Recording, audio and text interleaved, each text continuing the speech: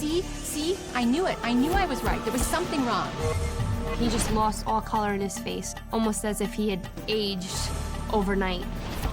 My worst fear was that he wasn't going to live very long. I couldn't take this amount of pain, and that's when I knew it was over. We're waiting for the treatment, we're waiting for the diagnosis. Give it to us. Next, 3 medical mysteries that defied the experts. For over 13 years, dancer Cynthia Toussaint struggled to understand how a simple leg injury could become a source of crippling chronic pain. I didn't know what was wrong with me. I couldn't even hop on my foot. I was in so much pain. Nobody got it. Jerry Marra thought he had injured his back, but by the time doctors discovered what was really wrong, he was on the verge of dying. My life was coming to an end. That's the way my body was telling me at the time. And Isaac Antilla, a little boy whose simple cough and sniffle turned into every parent's nightmare. As soon as Isaac came out, I knew something was wrong. When illness strikes, we look to doctors to give us answers. But what if they can't? For these unlucky patients, diagnosis is a mystery.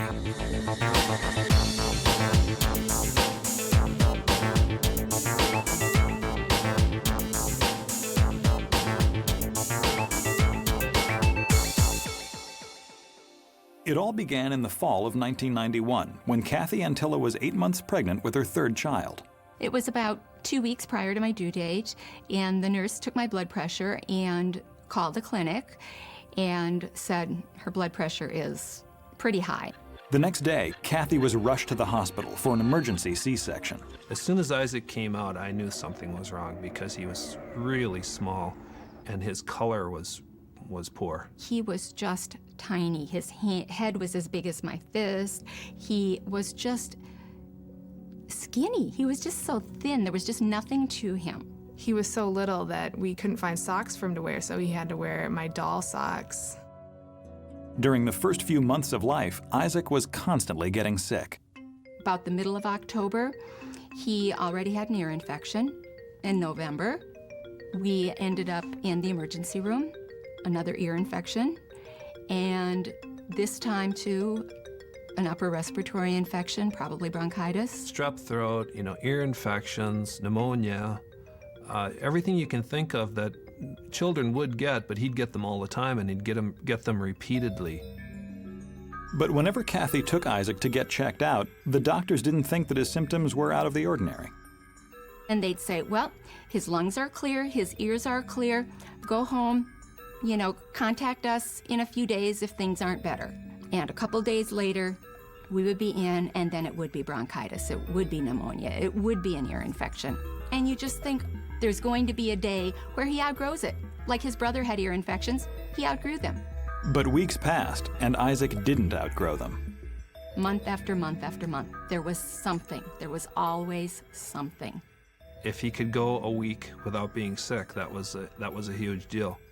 Finally, when Isaac was 9 months old, Kathy's pediatrician referred her to a pulmonologist. I said, I have this little baby. All he does is cough. He's been sick almost every month since he's been born. He spits up all the time. And I said, I'm just really frustrated. After a thorough exam, the pulmonologist diagnosed Isaac with asthma. So now I'm thinking, yes, it's asthma. That's why he's had bronchitis and pneumonia, and we're going to get this asthma under control, and it's going to be smooth sailing. So every day, morning, noon, and night, we would, hook him up to his nebulizer, and he would have some breathing treatments, which did help the coughing somewhat. In addition to asthma, the pulmonologist diagnosed Isaac with acid reflux, which he thought was causing the spitting up problem. The pulmonologist then started having him take some kind of a medication to help with the reflux, and that helped somewhat. But neither medication was the cure that Kathy and Dan were hoping for. He still spit up, not as much. He still coughed, not as much, but he still got sick. My worst fear was that he wasn't going to live very long, because he was sick all the time. And the body can only take so much, especially a little body like that. Like Isaac's first year of life, the next 3 were full of ongoing illnesses and frequent trips to the doctor. Then, at age 4, Isaac's vomiting problem became much more serious. He couldn't even look at food without throwing up. You're sitting at the kitchen table eating, and if he comes and walks by, and maybe the smell or how it looks makes him throw up.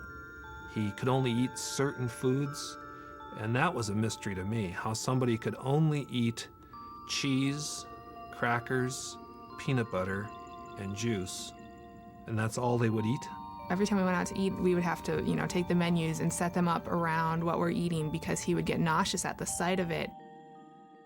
If this was just acid reflux, it seemed out of control. Isaac's doctor referred him to a gastroenterologist. The gastroenterologist did an endoscopy where he went down, he scoped down through his mouth, into his throat, into his stomach, and did say, yes, there is, we know there's a reflux problem. Okay, we're gonna change his reflux med, and, we'll still do the nebulizers, and this'll be it. When he gets a cold, put him on an antibiotic, and we're good to go. And he wasn't. He still continued to get sick. Month after month after month.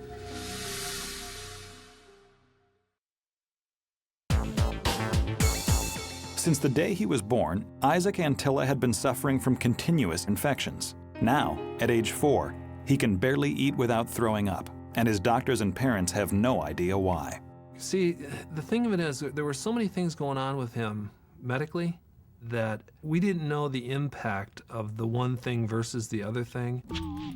The combination of all that stuff was mind-boggling to me. I didn't understand what was going on. And neither did Isaac's doctors. The child's condition was so hard to figure out that some experts began to question Kathy's behavior.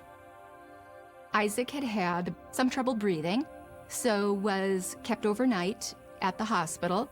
We were in the room in the evening. The on-call doctor was making rounds. I said, he's always sick, he's coughs, he's always vomiting. And he said, what do you mean he's always vomiting? And I said, well, he's very sensitive to the types of foods he wants to eat. And he goes, well, what if you make him eat a food? What if you give him something to eat?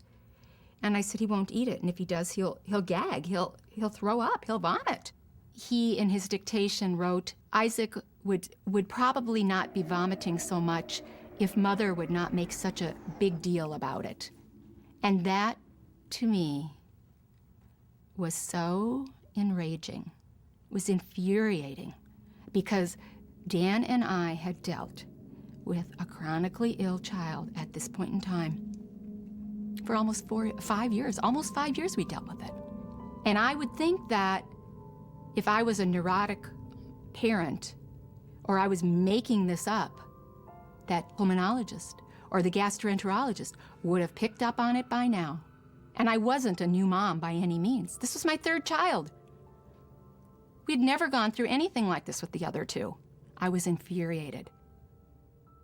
Doctors could doubt Kathy all they wanted, but no one could deny the fact that Isaac's condition was beginning to seriously affect his development. I wanted my little brother to go outside and play with me, but when he did, we would start running or playing a game, and he would start coughing or throwing up, and he couldn't keep up with, me or my older brother or other kids his age. I'd always prided myself in being able to fix and find solutions to things, to problems. A lot of men look at life that way. Oh, this is a problem, I'll fix it. And then Isaac comes along and there's this problem. Well, this isn't like, fixing a door or fixing the car. It was just something that I couldn't fix. Worried and exasperated, Kathy and Dan decided to try one more doctor, ear, nose, and throat specialist Dr. James Sidman. So I decided the best thing to do would be to put him on a 3-week course of antibiotics by mouth. And when I did see him back about a month and a half later, he looked great. He had just had the 6 healthiest weeks he had had in many months. His cough had gone away, his ear problems had gone away, he wasn't having the throat burning and stomach aches. He was doing well for a period of time. And I was pretty proud of myself. But after 6 weeks, all the old problems came back. I was just at wit's end at this point in time. It was then that Dr. Sidman decided to take a step back and review all of Isaac's medical records. He looked at them and he went, "There's something missing."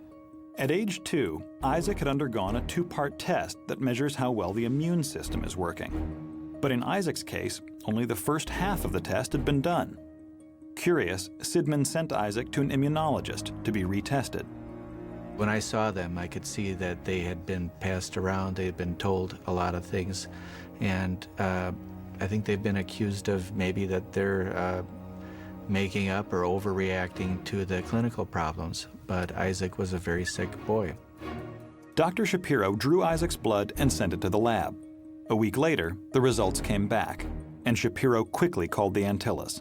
He looked at us and he said, "I'm going to change his life and your lives because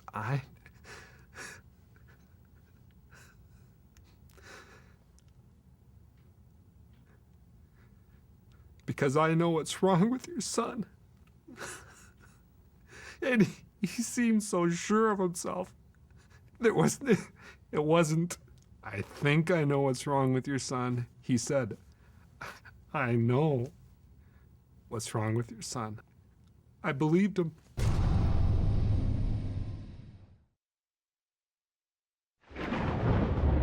Isaac Antilla had been sick his entire life, and no one could figure out why. But after years of false leads, his family had finally found some doctors who thought they had an answer. He said, "Isaac has a primary immune deficiency disease." And the only thing I could say was, "Do you mean like David, the boy who lived in the bubble?" Kathy was partly right. The boy in the bubble was born without any immune system, but Isaac was only missing certain components of his. The immune system has many different parts to it, and it's a complex system that interacts with all of the parts. So if you're missing part of your immune system, you have other parts that compensate. In a healthy child, the immune system produces antibodies that constantly fight off germs. But in Isaac's case, he was only producing some of the antibodies, leaving him vulnerable to the kinds of bacteria that cause colds, bronchitis, earaches, and stomach infections. The technical name for Isaac's condition is Common Variable Immune Deficiency, or CVID. It's extremely rare, and its causes remain a mystery, but the dangers are clear. In advanced cases, patients are prone to a host of life-threatening illnesses. For Isaac, there was only one hope for treatment. What we decided to do is to give him replacement of antibody from other people that would give him what he can't make. When I left his office with Kathy and Isaac, and the weight that was lifted off of my shoulders, it was like now hope was genuinely there. And I wanted to bring the diagnosis to anybody who wouldn't listen and say, see, I knew it. I knew I was right. There was something wrong. In 1996, at age 5½, Isaac received his first plasma infusion to compensate for his weakened immune system. As soon as I got the plasma, there was a feeling that I have never had in my entire life. That was the greatest feeling ever. I felt like a normal kid. I felt like I could do anything. Isaac continued the treatments, and with each one, the improvement was noticeable. After a few months of the infusion, it was a gorgeous summer day, and I was outside working the yard, and he came outside with some kind of a snack that he had never wanted to eat before. And he sat on this bench, and he swung his little legs, and he goes, "Hey, Mom, Mom." And I look over, and he goes, "Look at me. I'm just like a normal kid now." The Antillas were thrilled with finally having a diagnosis, but they could not understand why it took so long to get an answer. We learn when we're young medical students, there's a term that they teach us, which is to be a lumper and not a splitter. And being a splitter means that you find a different diagnosis that explains each symptom. And a lumper tries to lump them under one common diagnosis. So in Isaac's case, we have him being treated for stomach upset by the GI doctors, the intestine doctors, chronic lung infections by the pulmonary doctors, chronic ear and sinus infections by the ear, nose, and throat doctor, but nobody's trying to put it together. And I think that's why the diagnosis was missed. In medicine, it's always better to be a lumper than a splitter. Today, Isaac gets antibody infusions every 2 weeks and will continue to for the rest of his life. But as far as he's concerned, it is the only reminder that he was once a very sick child. Dr. Shapiro is the greatest. He is just the best doctor ever. I am just glad that I could get to him by the time I was just 5.5. Because today, now, I am active. Whenever it's sunny, I'm outside for like hours on end. I'll come in like for about a couple of hours, and then I'll go back outside again. He does anything he wants to do. And if he ends up getting sick, he takes an antibiotic, and he's usually better in a matter of days. We can live a normal, happy life. He can do what everyone else does, and so can the rest of our family. Isaac Antilla was clearly sick, even if doctors didn't know why. But Jerry Marra spent years trying to convince people that he was suffering from something real. At 38, Jerry was a healthy and vigorous family man. I was in full-time construction, building home, doing renovations, and also decided to follow my dream of having an electronics shop. Then, one day, he felt a strange pain in his side. The first pain was on the right quadrant, right underneath the last rib. And the pain would focus in that area, and it would go toward my back, and it would be a dull pain. He will often hold his hand at his side, towards the back, saying that he had this pain. Jerry had never felt anything like it before, so he decided to check it out. I remember going to a clinic and did a blood test, and the result was everything was fine. It would give me comfort thinking maybe it is just a back pain. You worked in construction, you must have hurt your back. I went to see 2 chiropractors. Maybe you have a slightly out-of-line vertebrae. I think I could straighten it out and alleviate the pain. Maybe that'll make the pain go away, but it really didn't. For the next year, Jerry dealt with the dull pain, assuming it was related to working and aging. People get up with pain every day, so why should it be any different for me? But when a sudden sharp pain woke Jerry from sleep, he knew something had changed. The pain was so intense that I was literally keeled over. I was actually on the floor. The pain was so excruciating that I couldn't even get up. I was at work, and I received a phone call from Jerry. He was at home. He had not been feeling well that night. Anna Marie managed to get Jerry to the ER, where he was told that the sharp pain was probably due to kidney stones. But the pain was in the same location that I figured, well, at least now we know what it is. But much to the doctor's surprise, the blood work came back negative. Blood test, x-rays, CAT scan, they didn't see anything. There was no stone. Still, Jerry's experience was so typical of a kidney stone that they told him he must have passed it already. I trusted the doctor that said that Jerry had kidney stone 100%, definitely. You're telling me one thing, but you can't prove it to me. Of course, I wasn't satisfied with that. After several hours, the intense pain subsided, but the dull ache in his side remained. But it would be deep within the body. And the way I felt it would be, if I were to describe it, it would be like a burn. One day it would be worse, one day it would be better, but the pain would always be there on my right side. And here I am with a lot of stress. I figured it's an ulcer, and I'll change my diet. I'll watch what I eat, maybe it'll go away. And we thought, he has a sensitive stomach. This must be what it's like to grow old. I would eat less, stay away from certain types of food that would irritate my stomach. It was deep down in my own mind. My problem was in my stomach. But the change in diet did nothing to reduce Jerry's discomfort. Then, 4 months later, the excruciating pain returned. But I remember that one day, I got up and the pain was so intense. I literally tried to knock myself out, banging my head on the corner of the sofa 3, 4, 5 times. Couldn't do it. And then the pain subsided and just went to sleep. And then the day came, 5 a.m., and went back to work. Deep down, I knew something was wrong. Jerry Marra had been complaining of a mysterious dull ache in his side for months. When doctors couldn't find a cause, Jerry and his family began to think nothing could be done. I used to, in my mind, think, oh, Dad just has, back pain, like every dad has. For a while, we just kind of were used to it and accepted it as a fact of life. Dull pain was always there and never went away. After enduring almost 5 years of pain, Jerry's frustration was starting to affect his family life. He was a little bit mopey, kind of down, not a very happy person at that point. Slowly, you would recognize that he would get a little bit more uncomfortable, a little bit more withdrawn. I was always irritable, always angry. I was frustrated up to a point that I didn't even bother saying anything to anyone the way I felt. Then Jerry began to experience something new. He was getting weaker. I knew my strength level, and I knew it wasn't there. I would go upstairs, my heart would palpitate. He just was not feeling well. He was feeling really fatigued a lot, just tired all the time. But I do remember telling my doctor, I said, "Doctor, there's something wrong here." The mysterious fatigue worried Jerry. In March 2003, he asked his doctor to run a battery of blood tests to see if they could pinpoint the problem. When the tests came back, they showed that Jerry's red blood cell count had dropped 3 points. The answer my doctor told me is, "You were within margin." And I remember telling him, "There's a problem here.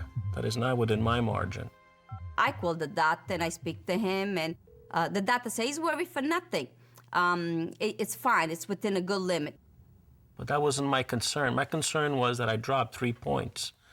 I wanted to know why. At this point, I sort of had it. I'm like, the doctors are saying everything is fine. You keep on questioning everything. You're still in pain. You know what? There's nothing wrong with you. Well, after a while, we thought not that he was making it up, but maybe he was exaggerating, because everyone has back pain, and a lot of people get kidney stones.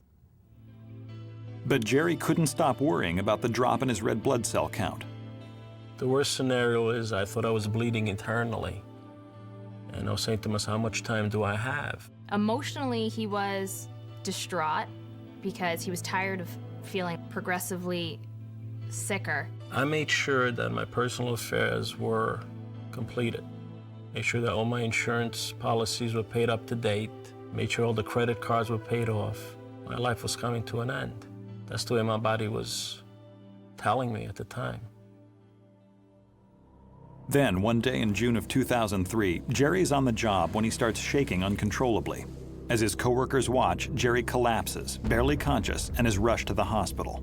My mom had left me a message and said, "Your dad's really not feeling well." And I thought, oh, kidney stones. This is kidney stone number, 10? She said, "You need to come to the hospital now." You could tell he was in excruciating pain. Like his face, he just lost all color in his face, and he was almost as if he had aged overnight.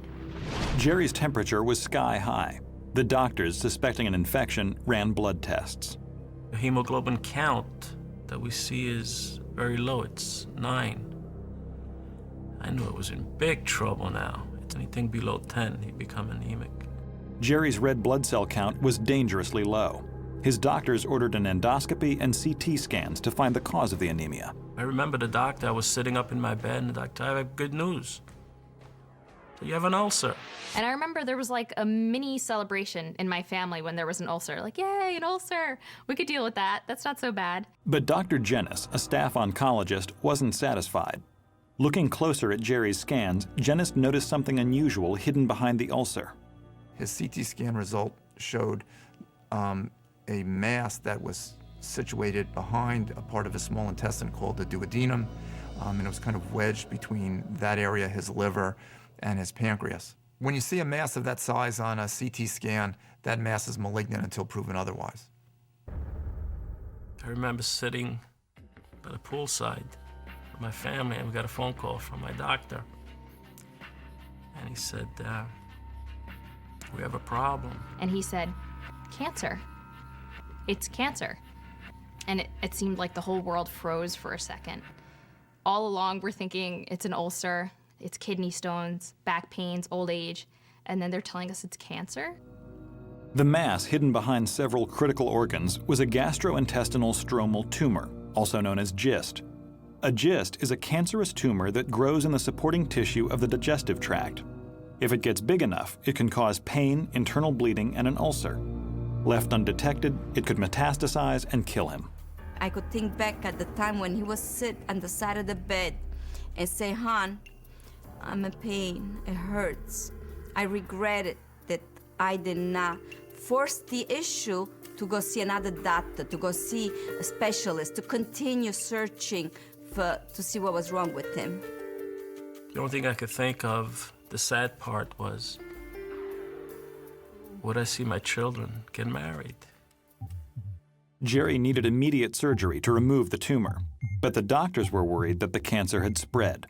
The tumor actually had started to infiltrate the liver and was plastered up against the inferior vena cava. And when Jerry went off to his operation, I wasn't sure exactly whether the entire tumor could be removed. We went into the waiting room in the morning thinking 4 hours, 5 hours, and we were exhausted and we hadn't seen sunlight all day. We never left the hospital, and with every passing hour, we got more and more worried. After 10 long hours in surgery, Jerry was finally wheeled into recovery. The operation was a success. At this point, he's on so much morphine and so much medication that he's, in another planet almost. And he turns to my mom and he's like, "Let's make more babies. We have good kids. Let's have more babies." And I'm sitting there like, We felt that strong that he was going to live a long time to raise another family. I remember my daughters come to me and hug me and kiss me. Sorry.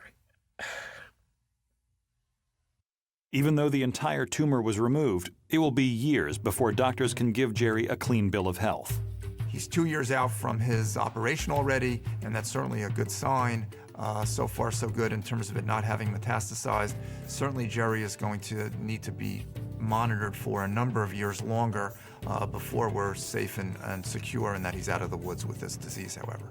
Jerry now is doing great. I mean, when you look at him, you can even believe that he went through so much.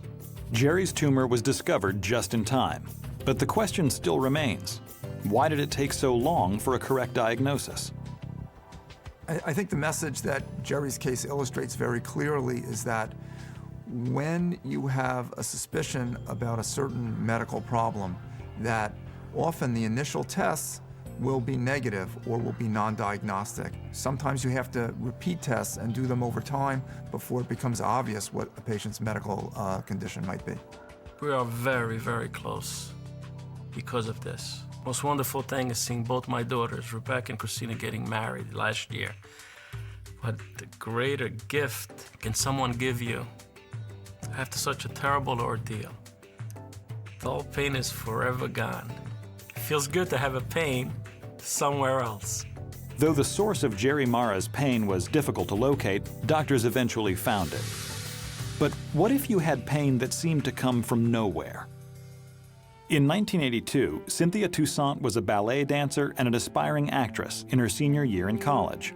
Performing is what I lived and breathed to do. It was all about performing. It's what I did.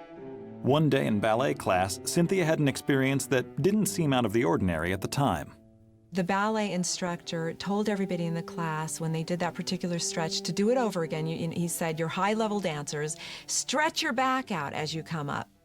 I felt a pop in my right supporting leg just behind my knee, in my hamstring. It felt like I had a guitar string in my leg that was plucked and had broken. For dancers, injuries are par for the course, and Cynthia figured she'd be off her feet for a few days, tops. She called me and she said, "Mom, I've had an injury, but don't worry about it." She followed that up right away. "Don't worry about it. It's just a hamstring tear." She reassured me that it was okay and she was going to be fine. But a few days later, Cynthia's leg wasn't fine. It was getting worse. My leg became swollen and it was discolored. It turned purple. And I had constant muscle twitches in it. So I kept staying off of the leg, which is what I was told to do. But that was horrible for me. I was supposed to dance every day. 8 weeks passed, and the pain hadn't subsided. Cynthia tried to work through it, but it was too much.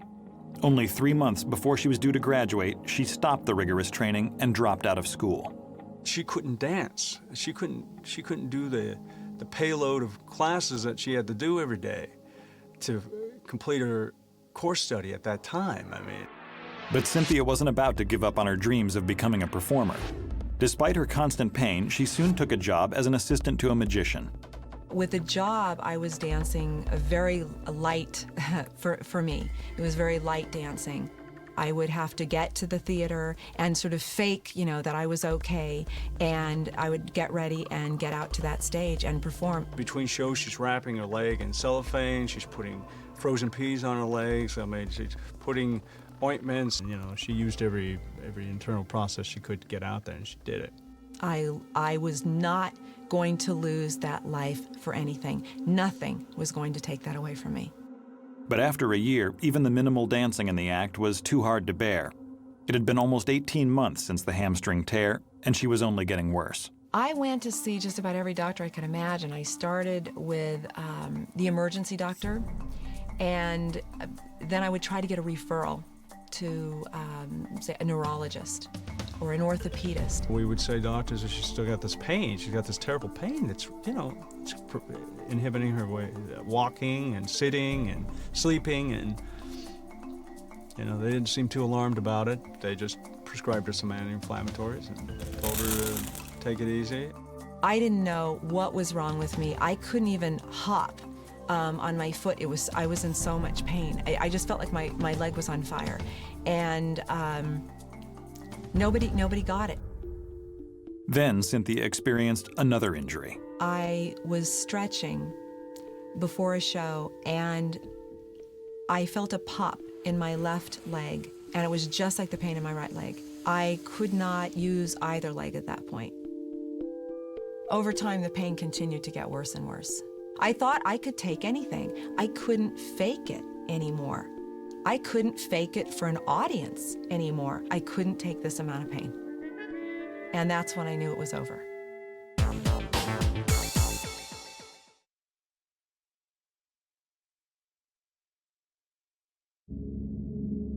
Since injuring her hamstring in ballet class, the pain in dancer Cynthia Toussaint's right leg has gone from bad to worse, and no one has been able to figure out why. Now she's injured her left leg and has been forced to move back home. I just remember pain and just being unable to do anything. Cynthia hoped that bed rest would help her legs heal, but after 6 months, she was completely unable to straighten her right leg. Cynthia's doctor prescribed intensive physical therapy. 5 days a week. My leg was put into a passive motion machine, and I was ordered to keep my right leg in that machine every single moment except when I crawled to use the toilet. And that machine kept straightening out my leg as far as it would go, and then it would bend it and straighten it and bend it. This was a torture device for me. Physical therapist said, the physical therapy is not helping you. I can't help you anymore. So they dismissed her after 5.5 weeks. This is fantastic. I mean, I don't know what's going on here. I've never heard anything like this before. I'd never seen anything like this before. I just thought people got better and went on. Eventually, the pain and stiffness in Cynthia's legs made it impossible for her to walk. We rented a wheelchair, but that was, temporary because I was not disabled. I was going to get better. Deep down, Cynthia knew that this had to be more than just a dance injury. I was tested for lupus. I was tested for syphilis. I was tested for multiple sclerosis I think several times. Every time we went to a new doctor, it was, maybe this will be it. Maybe this will be it. Trying something new, there was always hope. There was always excitement. But time and time again, the doctors told Cynthia there was no reason for her to be in pain. Her injury had healed. There was nothing wrong with her. Doctors were supposed to heal. They were supposed to know. And so I would say, where's the treatment? We're waiting for the treatment. We're waiting for the diagnosis. Give it to us.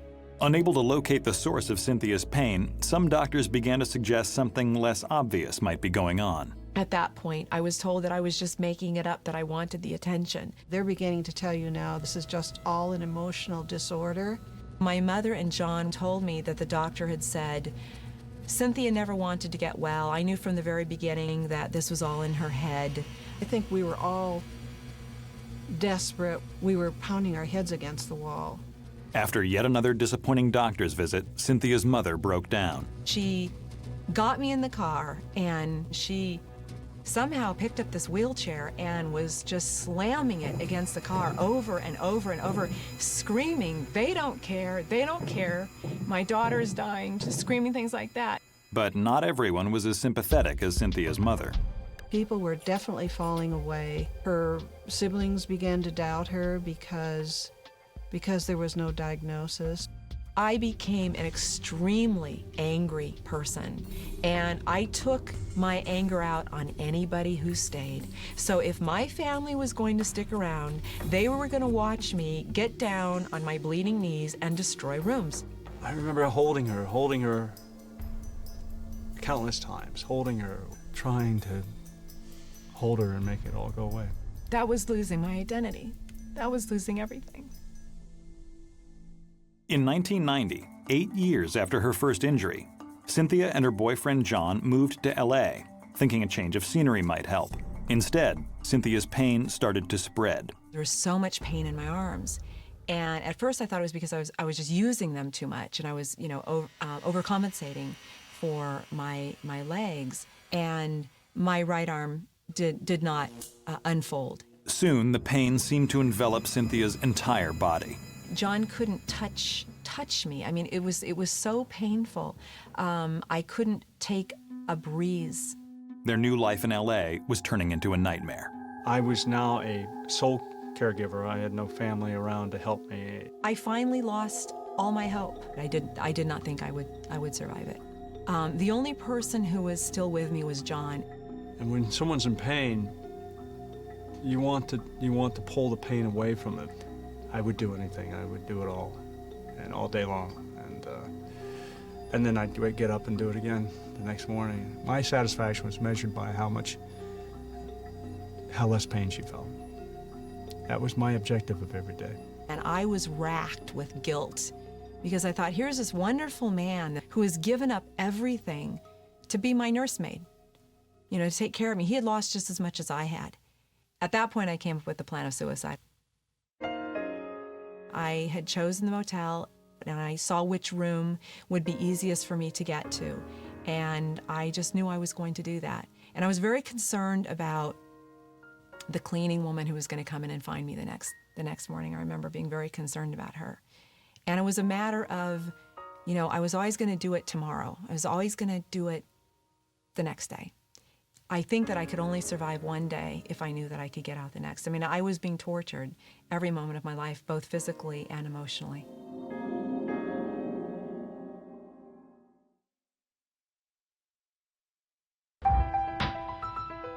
Former dancer Cynthia Toussaint had lived for more than 10 years with excruciating pain that no one could explain.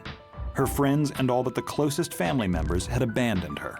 It was like a dark cloud coming in and settling in over this and wouldn't leave. It was dark and cold and terrifying and scary.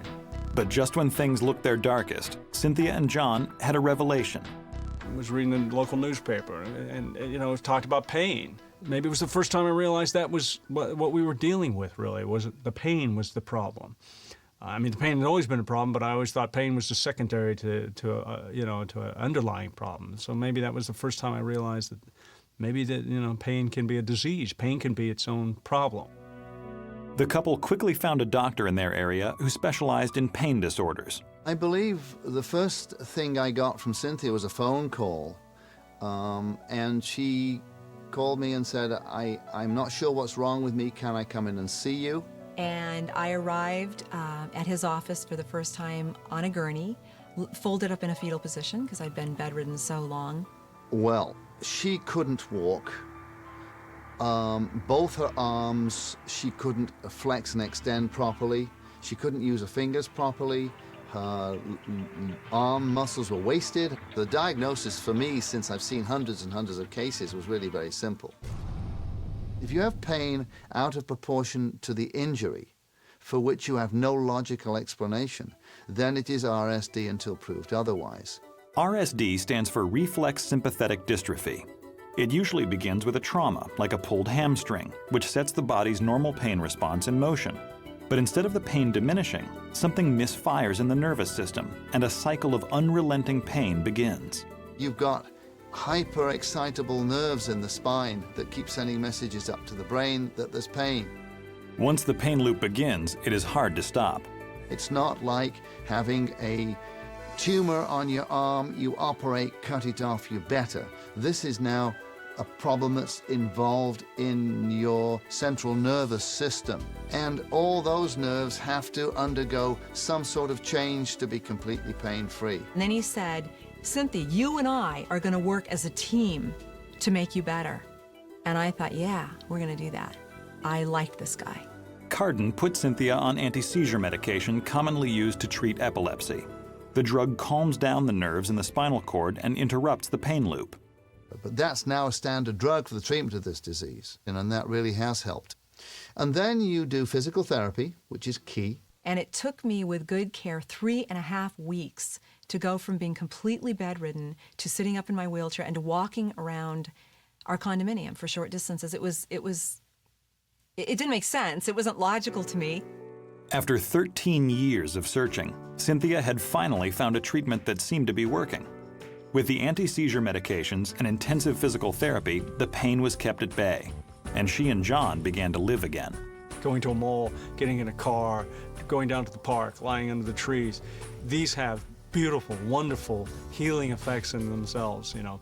And so that was a part of her rehabilitation at that time. It was a time where John and I were discovering each other in a different way. But Cynthia was lucky to get treated at all. RSD is still a highly controversial diagnosis. It's only really coming to the forefront in the last 10 years. There are even some doctors out there that don't believe RSD exists.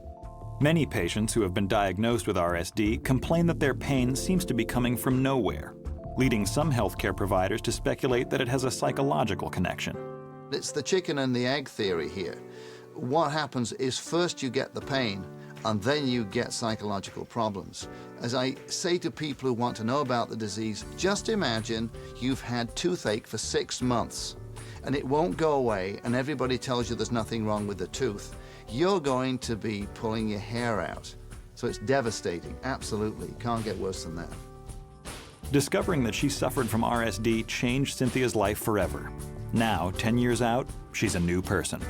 Cynthia has improved for 2 reasons. One, yes, she's starting to get into remission, but 2, she's worked very hard at it, doing her physical therapy, taking her medications, and she's a very strong young lady. I think her whole attitude has changed, too. I think she's doing different things.